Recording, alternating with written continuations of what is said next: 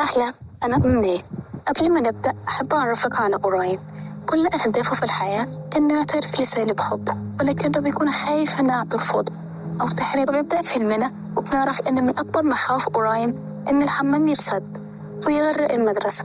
كمان بيخاف يجاوب على أي سؤال حتى لو هو عارفه، لأنه بيكون خايف يتلخبط في الكلام ويقعدوا يضحكوا عليه. وبنكتشف إنه بيخاف من حبة حاجات زي المهرجين والناموس والنحل وكمان الكلاب. وكمان بيخاف من زميله ريتشي إنه يضربه أو ياخد منه سلك. وبننتقل لنهاية اليوم الدراسي والمدرسة بتبلغهم إن في رحلة لمكان من الكواكب والنيازك، وبيكون أوراين كالعادة خايف من الرحلة، إن ممكن مثلا القدس يتحرق أو نماذج الكواكب تقع عليه.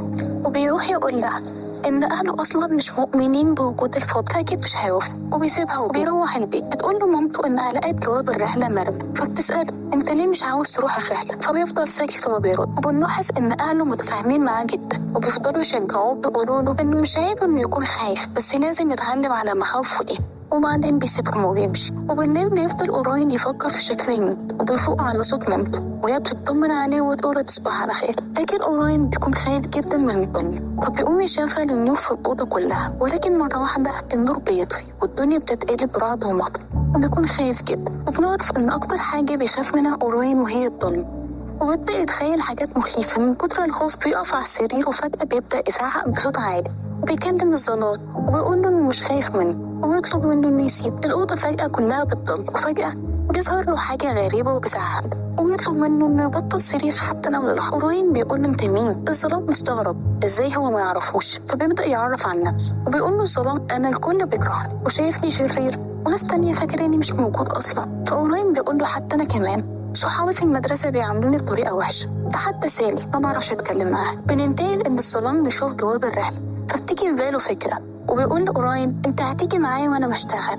وده هيخليك ما تخافش من حاجة تاني، وبتبقى فرصة كويسة إنك تبطل صريخ وزعيق. في البداية أوراين بيرفض، ولكن الظلام بيفضل يقول له لو أنت عاوز تفضل طول حياتك خايف أنا ما عنديش مشكلة. فبيوافق أوراين. في الآخر بيسلموا على بعض علشان الموضوع يبقى رسمي. وبننتقل بينا لمشهد الأب بيحكي لبنته الحكاية دي، وبنعرف إن الأب ده هو أوراين، وبتقول له بنته الكلام ده مش حقيقي، الظلام ده أساسا مش موجود.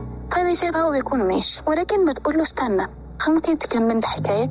فبيكمل لها الحكاية. وبنرجع لأوراين وهو صغير، بيكون خايف جدا من اللي بيحصل، وبيبدأ الظلام شغله وبيقول له من غيري كنت هتفضلوا صحيين. وبيشوف الظلام أوراين وهو مغمض عينه، بيقول له افتح عينك هيفوتك كتير. فبيقول له لا. أنا في الوقت ده بنشوف الضوء وهو مبسوط جدا بوظيفته. وبنرجع تاني للظلام وهو بيتأسف لأوراين ويقول له أنا وظيفتي مهمة جدا، لأن من غير الكائنات الليلية ما كانتش هتشتغل. أوراين في البداية ما كانش فاكر إن في كائنات تانية غيره، فسأل هو ده في غيرك؟ فقال له أيوة. بياخد الظلام بيعرفه عليهم وبيقول له أحب أعرفك على نوم وهدوء وأرق وأصوات غامضة، ودي أحلام سعيدة. أحلام سعيدة بتقول له إيه ده الطفل ده لازم يرجع بيته حالا. بتقول لها هي ليلة واحدة بس، ليلة واحدة بس أساعده فيها يتغلب على كل مخاوفه، وبالتالي هيبطل صريخ، وبكده هنعرف نشتغل من غير ما حد يضايق. كانت توافق وبتسيب. وبيمشي الظلام وبيبدأ يعرفه على كل دور واحد فيهم، زي النوم إن هو يساعدك تتخطى يوم طويل، والأرق اللي بيفكرك بحاجات مهمة وغير مهمة، والهدوء اللي بيسحب أي صوت في المكان. لغاية لما بيوصلوا لأحلام سعيدة بيدخلوا معاها على الحلم وبيشوفوها وهي بتحقق أحلام الست. وبيزعل أوراين وبيقول له أنا هفضل أخاف مدى حياتي. فبيقول له الظلام الكلام ده مش صح، بص لنفسك أنت ما بقتش تخاف مني زي الأول. فبيقول له أوراين عندك حق، وبيبان إنه مبسوط جدا لأنه مبقاش يخاف من الظلام زي الأول. وبننتقل للحظة تانية بتشوف فيها إن أوراين اتغلب على خوف وبدأ ينزل إيده في المحيط، وبيكتشف فعلا إن في حاجات كتيرة فايتة. بنروح للفريق عشان ياخد راحة من الشغل اللي عملوه طول الليل، وبيفضل أوراين والظلام يتكلموا مع بعض وبيطلعوا عشان يشتغلوا من تاني. فجأة أوراين لقى حاجة كبيرة قوي جاية من بعيد بتنور المكان، فبيسأل أوراين عن إيه ده؟ فبيقول له أرق إن ده الضوء عدو الظلام. في الوقت ده بيجي الضوء وبيقول للظلام إنه شخص متأخر دايما وعنده عدم ثقة في نفسه، وإنه كمان شخص روتيني كل يوم بيجيب الحزن والتعاسة للبشر. بيقول له الظلام الكلام ده مش صحيح، أنا بعمل حاجات كتيرة قوي ولكن ما عنديش الوقت أقولها لك. بنرجع لأوراين هو وبنته وهي بتطلب منه إن هما يتمشوا وهو بيحكي لها الحكاية، وفعلا بيطلعوا عشان يسافروا. بنرجع لأوراين وهو صغير بيكون مع الظلام بيساعده إنه يتغلب على مخاوفه، لحد ما الظلام كان هيدخل أوراين بيت ضلمه، ولكن أوراين بيخاف جدا في البداية. فالظلام بيقول له أنا هدخل بدالك الأول عشان ما تخافش. فأوراين فجأة بيقول له أنا بحب الضوء والنهار بيحسسوني بالأمان، بيولع لهم نار وبيقول لهم فهمت أذني، فبيقولوا له أنت عندك حق، ده بيحسسنا بالدفء والأمان. وبعدين بياخده وبيمشي، وبيكون الظلام بيتضايق جدا، بيعتذر له أوراين وبيقول له إنه ما كانش قصده، ولكن بيقول له عايز نسامحك، قول لي فريق إنك كنت بتهزر. فعلا بيروح أوراين وبيقول لهم إن هم فهموا غلط وإنه بيحب الظلام جدا، ولكن بيقطعوا البركة. بيقول له أنت كان عندك حق، الضوء وأصدقاء أهم مننا بكتير، لأن الزرع الجميل مش هيبان غير في النهار. فبيقول لهم خلاص النهار مش هيبقى ليه أي لازمة غير الظلام، ولا واحد بيقتنع بكلامه. وبتقول لهم أصوات غامضة أنا هستنى الضوء لغاية ما يجي، يمكن يلاقي له وظيفة في النهار. فبيحاول الظلام يعديها، فبتقول له اسكت انت خالص، كل ده بسببك ومن سبب ظلامك. وبتقول له أحلام سعيدة، كل الموضوع إن احنا عايزين شوية ضوء في حياتنا. وكلهم بيستقيلوا من وظايفهم. ويقول لهم الظلام أنا مبسوط جدا من الوقت اللي قضيته معاكم، وبيسيبهم وبيمشي. وبيروح وراه أوراين.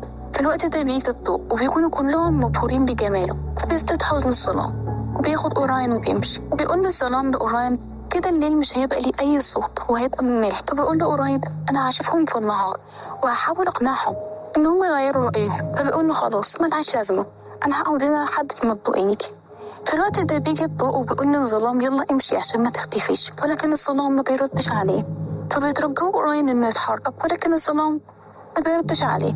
وفعلا بيقرب الضوء جدا من الظلام لدرجة إن الظلام بيختفي تمام. في الوقت ده بيكون أوراين في منتهى الحزن، وننتقل لأوراين وهو كبير. فتقول له بنته ايه اللي حصل بعد كده؟ فبقول لها ما اعرفش. بتقول له ازاي ما تعرف؟ بيقول لها انا قلت لك قبل كده ان القصه دي معقده جدا، وبيسيبها وبيمشي. فتيجي بتقول له انا عندي راي، ايه رايك اظهر في الحكايه؟ وبنرجع لاوراين وهو صغير وبيتعرف على بنته واللي بيكون اسمها هابيتا. وبيقول لها تعرفي انا امبارح بوظت حاجات كتيره. وبتقول انا عارف. وبتقول له من غير الظلام الناس مش هتنام، من غير النوم اكيد الناس هتتجنن. انا عندي فكره نقدر نرجع بيها الكائنات الليليه من تاني. فبقول لها هي ايه؟ فبتبدا تقول له القصيده. بتبدأ تقولها. في الوقت ده بتكون الكائنات الليلية متضايقة جدا من اللي بيحصل في النهار، من كتر الضوء والنهار والناس اللي فيه. وفجأة بتيجي كل الكائنات الليلية بيكونوا كلهم مبهورون من القصيدة اللي هي بتقول. وبعد ما بتخلص بيقول لها أوراين إن خلاص الظلام اختفى ومش هيرجع تاني. فبتقول له غلط، الظلام مختفاش، الظلام عايش ولكن في مخيلتك. وبتبدأ الكائنات الليلية تساعد أوراين إنه ينام، وفعلا بينام. وبتبدأ الأحلام السعيدة هي وهابيتا، وبتدخل في جوه مخيلة أوراين، وبترجع لحد ما بتوصل لليلة اللي أوراين قابل فيها الظلام. وفعلا بيرجع الظلام من تاني، ولكن مخاوف أوراين بتسحبه ناحيتها وبيكون خلاص هيقع.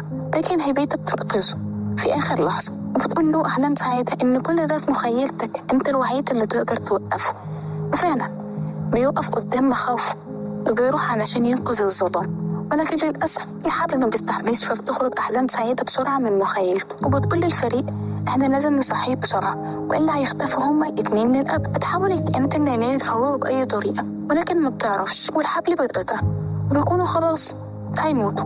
فبيروح هدوء عند وداد أوراين وبيتكلم بالظبط زي صوت سالي، وبتقول له اصحى قبل ما رحلة المدرسة تفوتنا.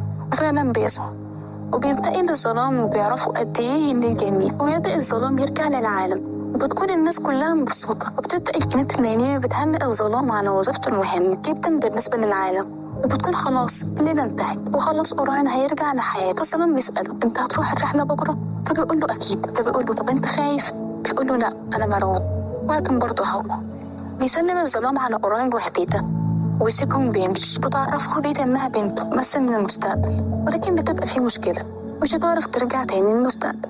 في الوقت ده بيجي طفل اسمه كيكو عشان يرجعها للمستقبل، وفعلا بيرجعها للمستقبل. وبتعدي الأبوة في المستقبل ويشوفهم بعد مرور الزمن هابيتا وهي بتحكي لابنها الحكاية. وبيكون أوراين كبر في السن جدا، وبنعرف إنه راح الرحلة وكمان قعد جنب سالي.